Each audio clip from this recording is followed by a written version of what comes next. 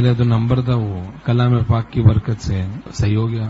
فَكَشَفْنَا عَنكَ غِطَاءَكَ فَبَصَرُكَ الْيَوْمَ حَدِيدٌ. 26واں پارہ سورہ قاف میں یہ آیت پاک ہے. ہر نماز کے بعد 7 دفعہ اس کو پڑھ کے انگلیوں پر دم کر کے آنکھوں پہ مل لیں. حضرت حکیم الامت تھانوی رحمۃ اللہ علیہ فرماتے ہیں بینائی ضائع نہیں ہوتی اس سے، بینائی کی حفاظت ہوگی. بینائی بہت بڑی نعمت ہے. بصارت جب سلب ہو جائے تو پھر پتہ چلے اللہ تعالیٰ حفاظت فرمائے. تو بصارت کی کسی بھی نعمت کی ناشکری سے اندیشہ ہے وہ نعمت سلب ہو جائے، چونکہ اللہ تعالیٰ فرماتے ہیں وَلَئِن كَفَرْتُمْ إِنَّ عَذَابِي لَشَدِيدٌ. اگر تم ناشکری کرو گے تو میرا عذاب سخت. اب یہ بدنظری کرنا کتنی بڑی آنکھوں کی ناشکری کرنا ہے. ایسا نہ ہو کہیں آنکھیں چھین لی جائیں، آنکھیں کہیں ایسا نہ ہو چھین لی جائیں. اسی لیے بھائی نظر کی حفاظت اس لیے بھی ضروری. نعمت آنکھ کا شکر ہے نا.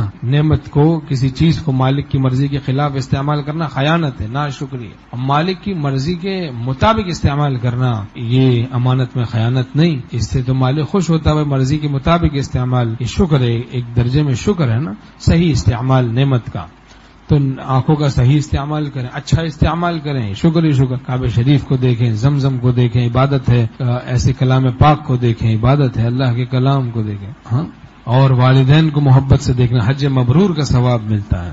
حج مبرور مقبول حج کا ثواب ملتا ہے. اور النظر الى وجه العالم عبادت. عالم کو دیکھنا یہ عبادت ہے. عبادت اذا رؤوا ذکر اللہ، اللہ والوں کو دیکھا جاتا ہے، اللہ کی یاد آتی ہے. اللہ کی یاد عبادت ہے.